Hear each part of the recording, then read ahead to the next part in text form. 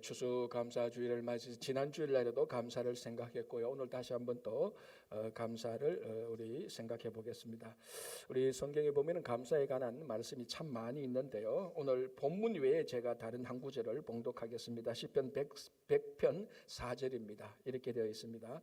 감사함으로 그의 문에 들어가며 찬송함으로 그의 궁정에 들어가서 그에게 감사하며 그의 이름을 송축할지어다. 이것도 대표적인 이제 감사 시편이죠. 그의 문에 들어갈 때, 그러니까 하나님의 그의 문이 있다는 것은 하나님의 집 뭐 이런 것을 의미하는 것이죠.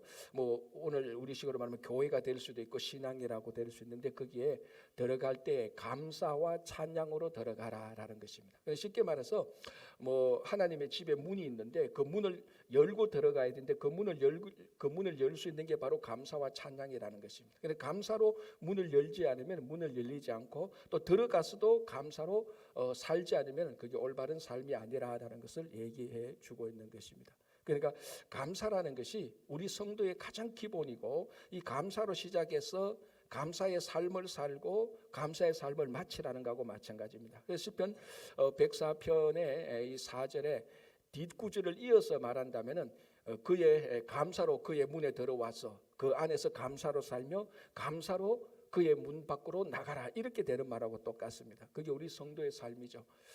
우리 보통 이제 클래식 음악 애호가들이 참 많지 않습니까? 그 클래식 음악 애호가들은 그 감상할 수 있는 능력이 있습니다.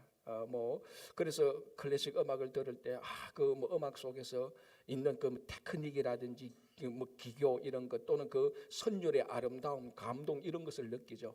그런데 감상 능력이 없는 사람은요 세상에 천지에 지겨운 게 클래식 음악이에요.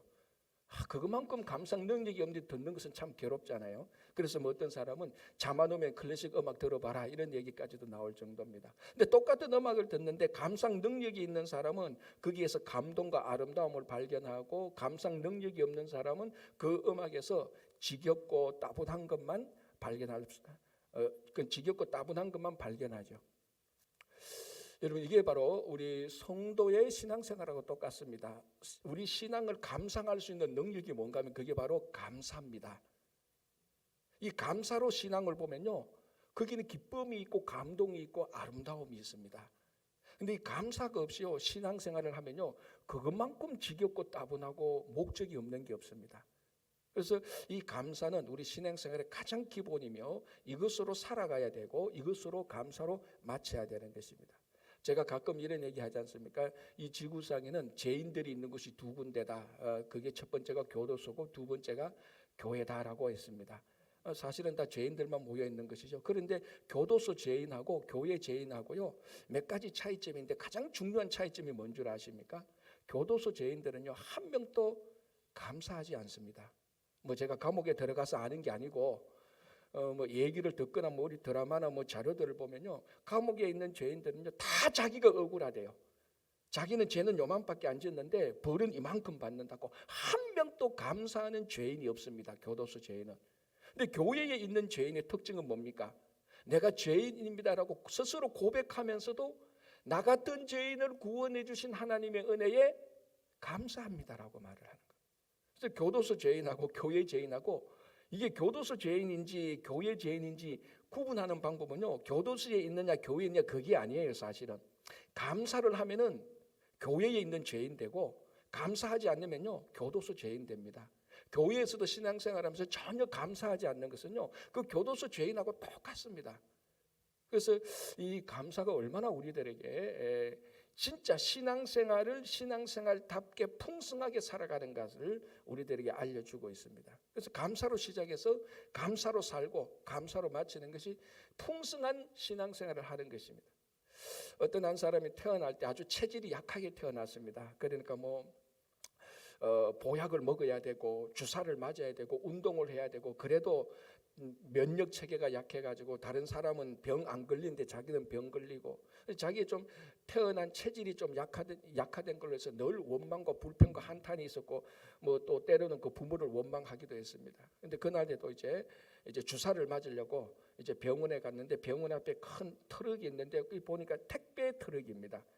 그러니까 물건을 배달하는 택배 트럭인데 부부로 보이는 두 사람이 막 땀을 뻘뻘 흘리면서, 그날이 또 더운 여름날에 땀을 뻘뻘 흘리면서 이제 물건을 막 나르는 거예요.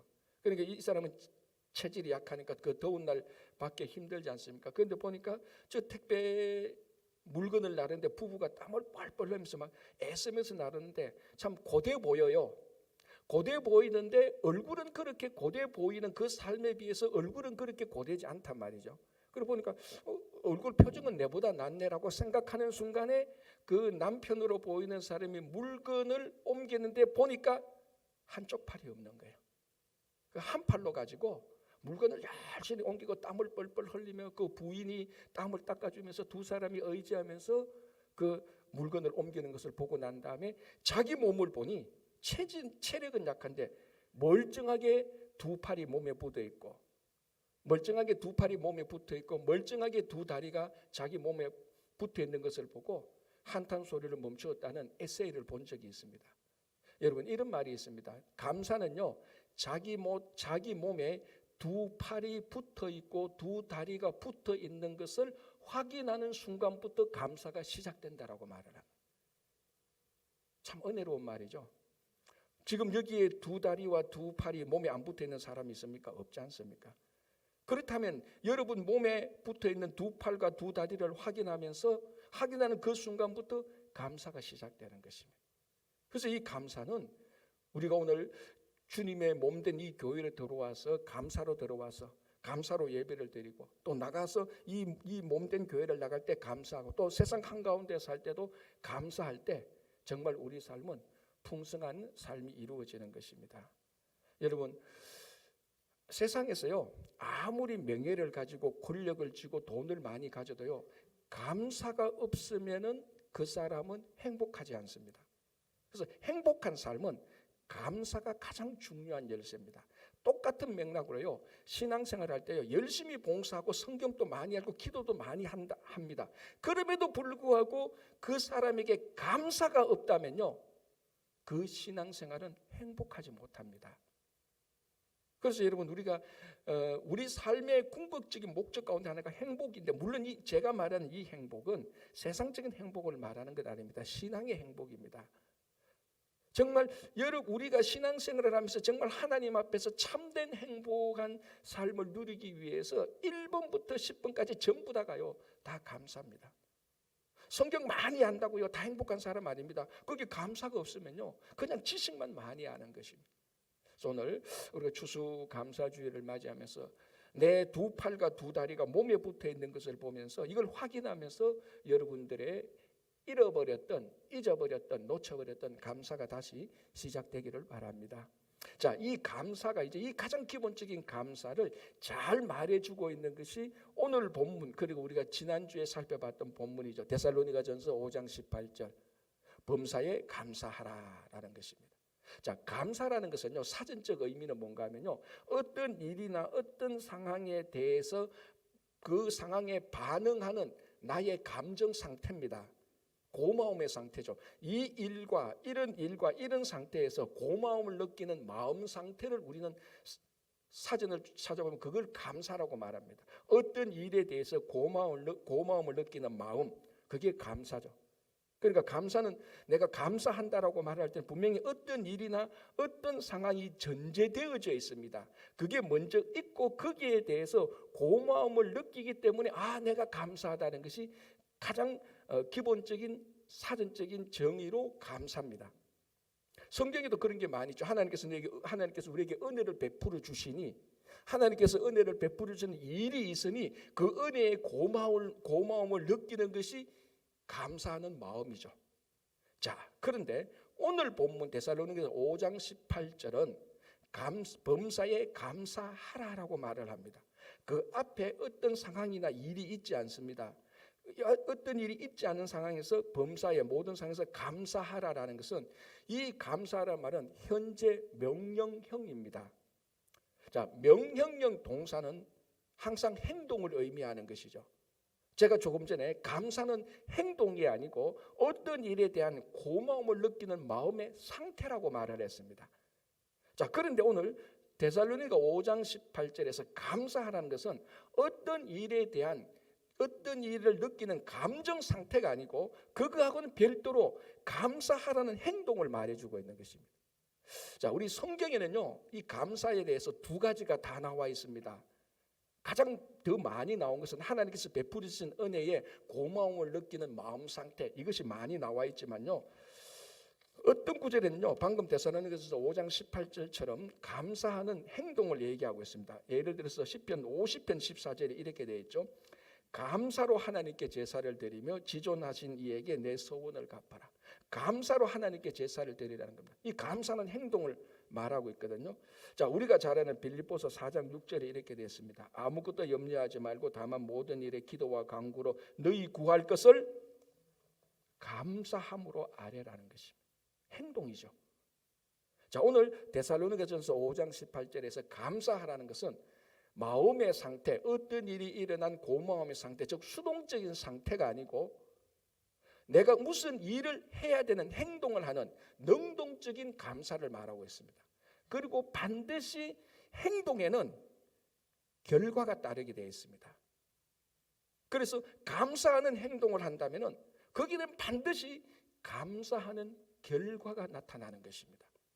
그래서 오늘 우리가 이 데살로니가전서 5장 18절을 보면서 감사하라는 말에 대해서 우리가 지금까지 그리고 일반적으로 알려진 수동적인 감사, 어떤 일에 대한 고마움을 느끼는 마음 상태와는 별개로 어떤 능동적인 감사, 감사하는 행동을 할 때에 감사하는 결과가 나타난다는 것을, 이게 더 능동적인 이런 감사에 오늘 우리가 좀 초점을 맞춰야 되는 것입니다. 자, 여기에 대한 결과가 뭐냐? 우리 지난주에 살펴봤는 겁니다.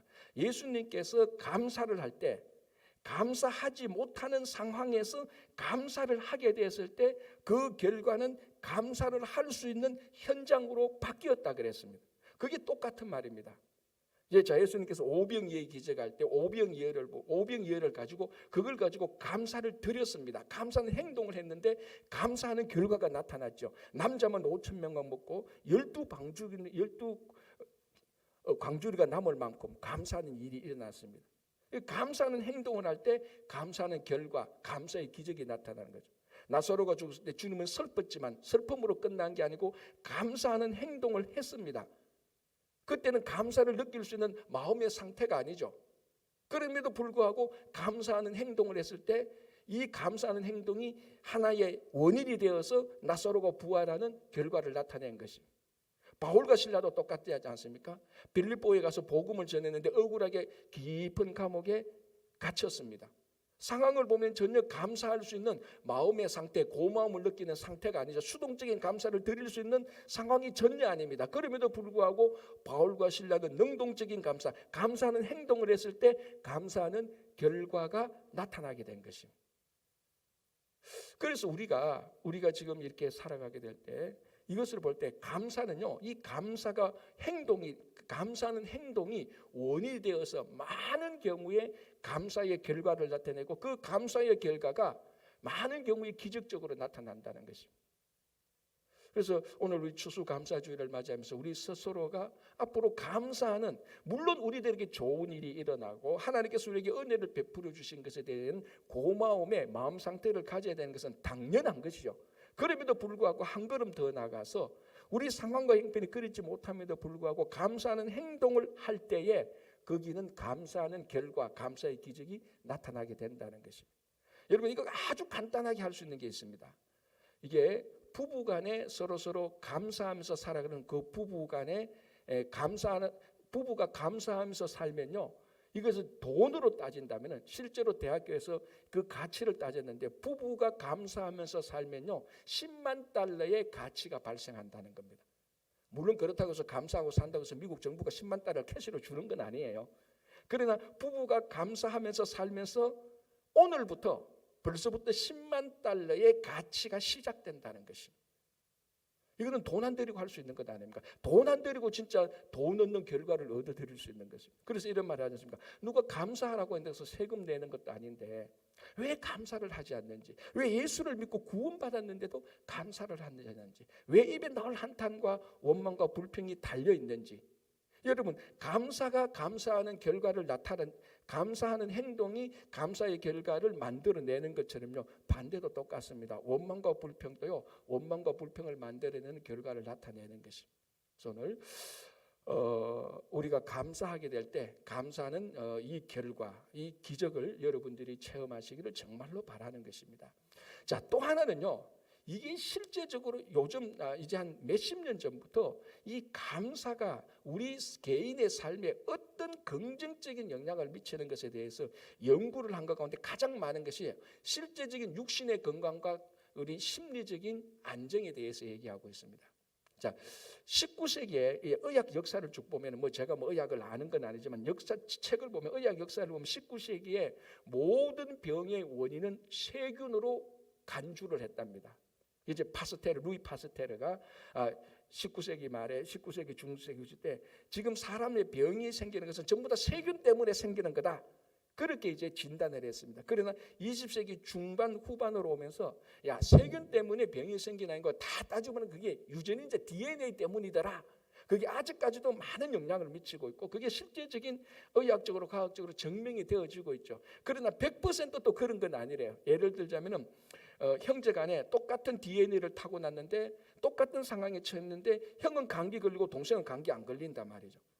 똑같은 DNA가 100% 맞다면 둘 다 감기 걸려야 되는데, 그러니까 DNA가 중요하지만은 100% DNA가 모든 병의 100%의 DNA가 다 병의 원인은 아니다라는 것입니다. 그럼 또 무슨 원인이 있을까? 그렇게 해서 찾아낸 것이 뭔 줄 압니까? 그게 스트레스입니다. 스트레스. 그러니까 제가 혼자 생각했는데 그러면은 결국 병의 원인은 이 DNA하고 스트레스가 같이 합칠 때 병이 거의 대부분이 생기는구나라고 제가 합리적인 결론을 내렸습니다. 자, 그러면은 중요한 것은 지금 중요한 병의 원인이 스트레스인데 이 스트레스를 잡는 게 뭡니까? 이게 감사라는 겁니다. 실제로. 그러니까 감사를 하면은 그 스트레스, 우리가 스트레스를 받으면 코르티솔이라는 그런 호르몬이 발생해서 우리를 막 불안하게 하고 짜증나게 하고 스트레스 받게 하는, 그러니까 스트레스, 우리가 말하는 그런 일이 일어나게 하는 건데 감사를 하게 되면 그런 호르몬을 줄여준다는 것입니다. 그래서 실제로 논리적으로 따지면 감사가 모든 병의 원인을 억제시키는 것입니다. 실제로 그런 것은 계속해서 심리적으로 그리고 또 의사들이 실험을 하고 있는 것이죠. 몇 년 전에 여러분 미국 경제 잡지 포브스 있지 않습니까? 그 포브스에서 이런 아티클이 나왔습니다. 흔히 말하는 성공하는 사람들이 대처하는 스트레스에 대처하는 7가지 방법, 여기 있습니다. 제가 한번 알려드릴게요. 그게 여러분들이 혹시 성공해서 그 스트레스를 성공하는 사람처럼 잘 대처하려면 이거 꽤 괜찮은 것 같아요. 7번째부터 먼저 갈게요. 7번째가 뭔가 하면요, 마음을 챙긴다는 겁니다. 그러니까 이제 포브스 잡지니까 명상을 하고 이런 것이 꽤 도움이 된대요. 자, 여기 7번째고 6번째는 뭔가 하면은 규칙적인 운동을 하면 스트레스를 줄인답니다. 이거는 여러분들 많이 경험할 겁니다. 운동하고 나면 몸도 개운해지고 하니까요. 자, 그리고 5번째가 뭐냐면은 원한을 품지 않는다는 겁니다. 이것만 해도 참 좋아요. 그러니까 여러분 마음에 복수심을 다 내려놔도요, 스트레스가 확 내려가는 거죠. 4번째가 뭐냐면 잠을 푹 잔다는 겁니다. 이걸 보면요, 이 스트레스 해소법이 심리적인 것도 있고 육신적인 것도 있고 같이 있어요, 그죠? 4번째 잠을 푹 잔다는 거고, 3번째는 걱정하지 말라는 겁니다. 이렇게 될까 저렇게 걱정하지 말라는 거고, 2번째는요, 노라고 말을 하라는 겁니다. 이건 설명이 좀 필요하죠. 무슨 말인가면요, 마음이 좀 여린 사람들, 다른 사람이 부탁할 때 이건 내가 못하는 일인데 이거 해주면 안 되는데라고 노라고 거절을 했는데 그 노를 못하는 거예요. 그래서 남이 부탁한 것을 덥석 받습니다. 그때부터 스트레스 받기 시작하는 거예요. 아이고 내가 왜 안 한다고 말했을 걸, 노라고 왜 말을 못했을까. 그러니까 이 성공하는 사람들은 딱 보고 내가 할 일이 아니고 내가 할 수 없는 일이고 이게 안 되면 가차없이 노라고 말하라는 겁니다. 그게 스트레스 해소법 2번입니다. 자, 1번은 뭘까요? 그렇죠. 이미 여러분들이 예상하는 대로 감사라는 겁니다. 그러니까 세상에서 성공한 사람들이 스트레스 대처하는 부분이 가장 좋은 부분이 바로 감사라고 말하는데요. 이 감사가 아까 말한 것처럼 스트레스가 올라가면 코르티솔이라는 호르몬이 올라가는데, 감사하는 순간부터 올라간 코르티솔 이 호르몬을 23% 격감시켜 준대. 자, 그러니까 이 감사하는 이 행동이 얼마나 우리들에게 좋은, 감사할 수 있는 결과를 만들어내 주고 있습니까? 그러니까 여러분, 감사라는 것은 우리 신앙적인 당연히 우리가 해야 되는 거, 우리의 육신을 위하여서도요, 이 감사를 들여서 손해 볼 게 하나도 없습니다. 그 스트레스에 대해서 가장 이제 많이 연구한 한스 살리에라는 학자가 이제 노벨상도 받았습니다. 이 사람이 뭐 우리는 뭐 모르겠습니다.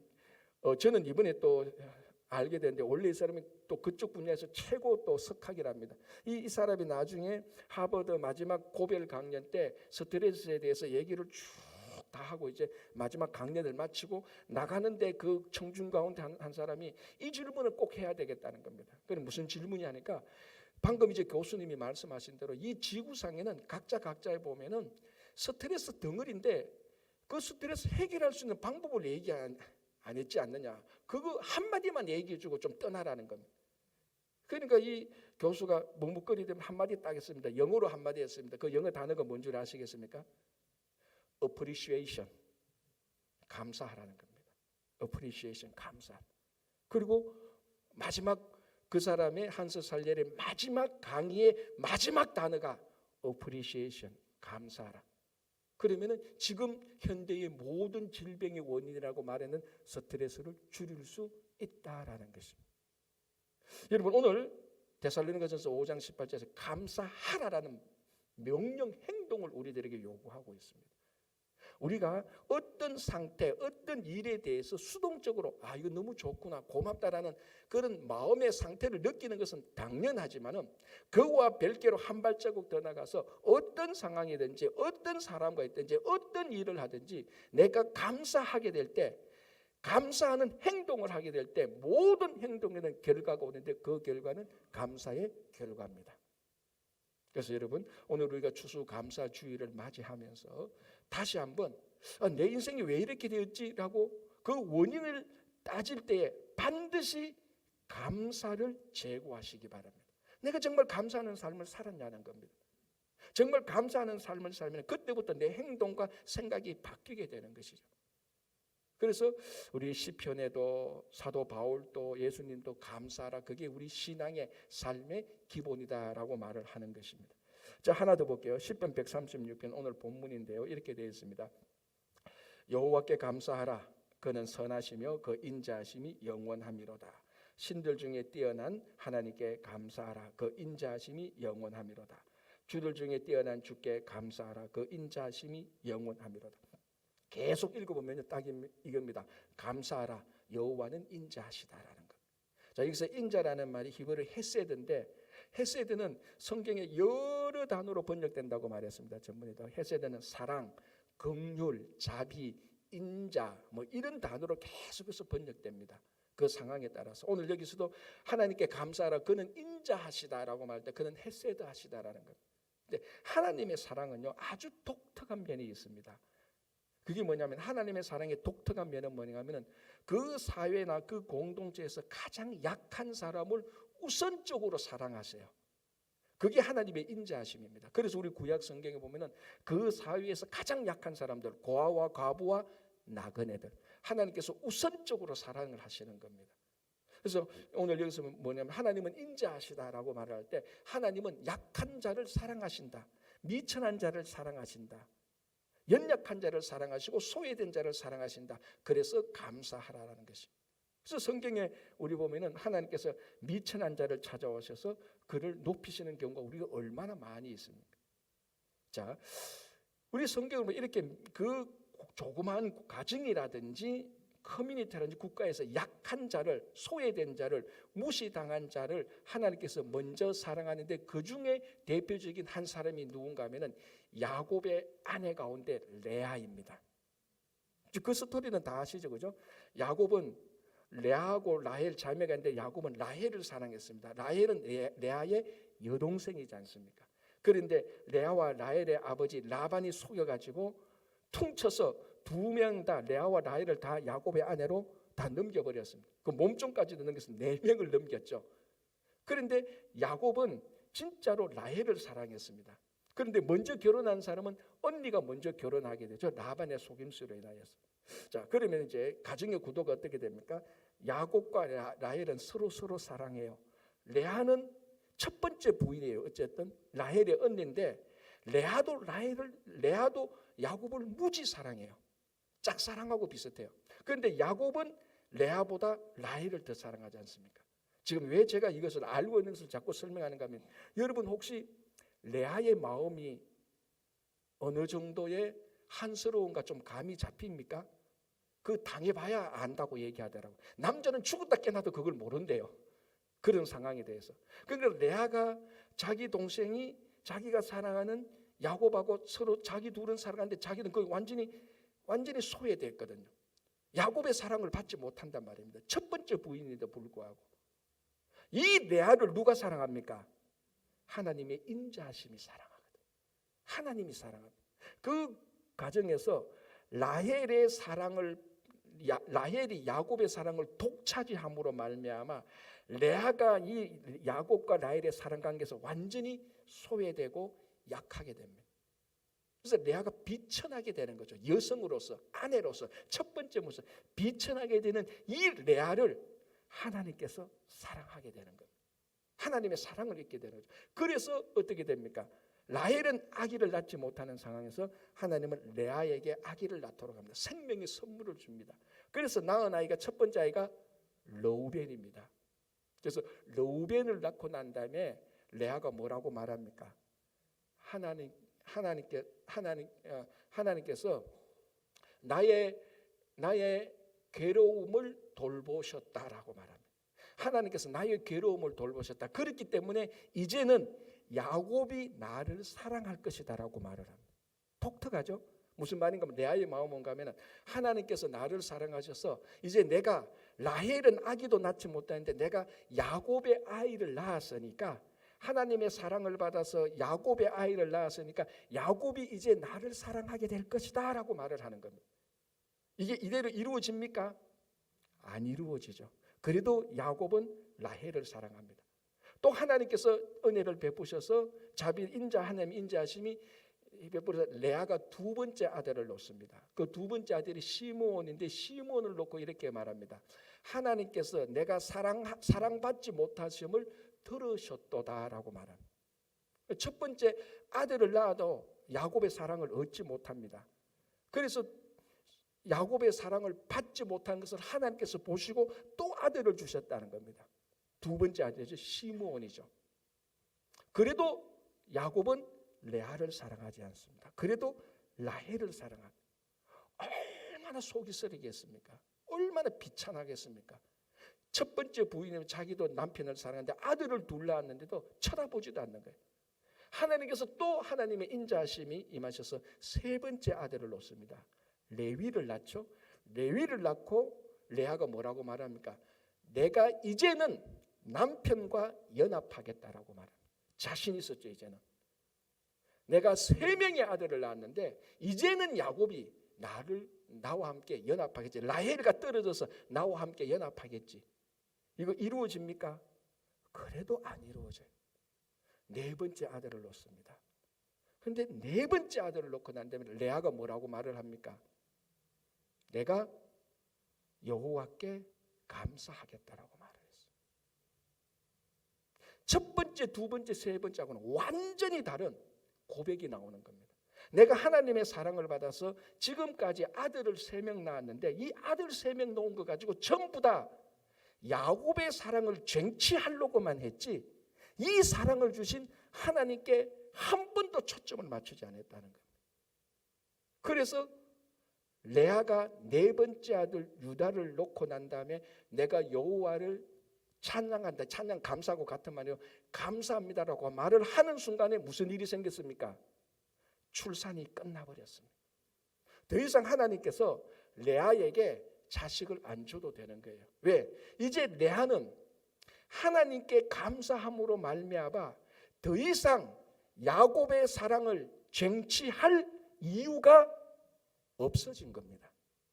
지금까지 하나님의 사랑을 받아서 아들을 낳았는데 이 하나님의 사랑을 받은 아들 가지고 사람의 사랑을 얻으려고 했어요. 우리가 우리식으로 말하면 하나님의 은혜를 받아가지고 이거 가지고 세상의 권력을 얻으려고 했고 세상의 관심을 얻으려고 했고 이거 가지고 세상에서 출세하고 자기 야망을 이루려고 했단 말이죠. 하나도 안 이루어진 겁니다. 네 번째 아들을 놓고 난 다음에 레아가 아는 겁니다. 하나님께서 내게 은혜를 베푸셔서 이 아들을 주셨는데 내가 진짜 하나님께 감사해야지. 하나님께 딱 감사하는 순간에 레아의 마음속에는 이제 내가 더 이상 야곱의 사랑을 받지 않아도 괜찮아라고 된 겁니다. 그러니까 더 이상 애를 놓을 필요가 없죠.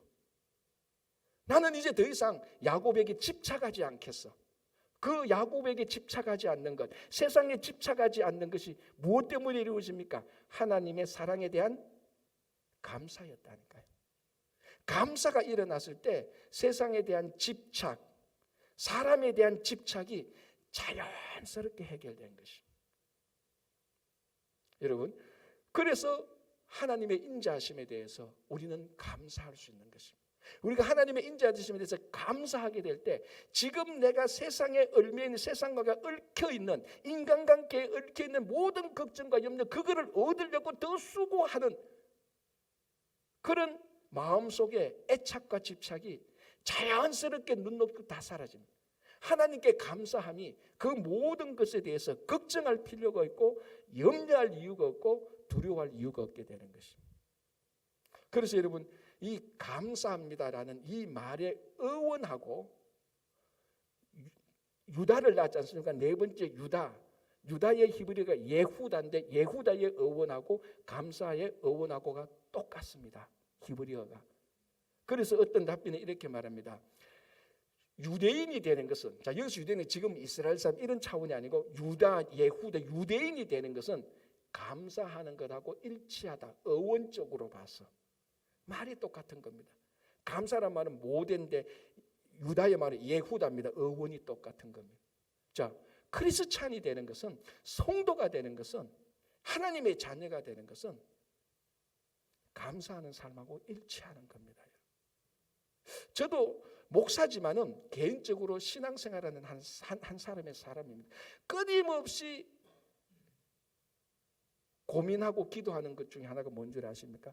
왜 우리가 구원하는 은혜를 받았는데 구원의 감사는 그렇게 힘이 없고 구원하는 감사로 말미암아 세상에 대한 사랑을 끊어본 적이 있습니까, 여러분? 내가 예수 그리스도로 구원받은 그거 하나 때문에 세상에 대한 집착이 눈 녹듯 없어진 적이 있습니까? 레아가 네 번째 아들을 놓고 한 게 바로 그겁니다. 레아는 어쩌면 라헬보다 더 스토킹하면서 야곱을 사랑했을 수도 있을 겁니다. 아들을 낳아가면서. 그러나 그 모든 것이 하나님께 감사함으로 그 부질없음을 알게 되는 겁니다. 우리는 구원받은 이 감사 하나로만 해도 세상에 집착하고 세상에서 더 얻으려고 하는 것, 세상에서 더 높아지려고 하는 것, 그 모든 것이 눈 녹듯 없어져야 되는 겁니다. 그게 진짜 구원함의 감사를 살고 있는 것입니다.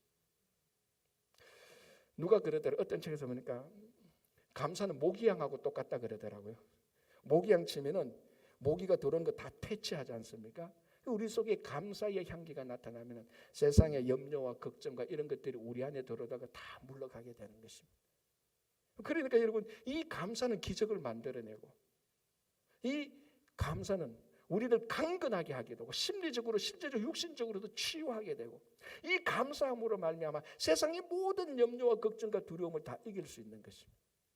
여전히 오늘 우리들에게 여호와의 인자하심이 함께 하시니 여러분 여호와의 인자하심 속에 있는 여러분들 정말로 잊어버렸던 놓쳐버렸던 감사를 회복함으로 여러분 삶에 매일 감사의 기적과 감사의 회복과 세상의 염려와 걱정을 이기는 여러분 되시기 바랍니다. 기도하겠습니다.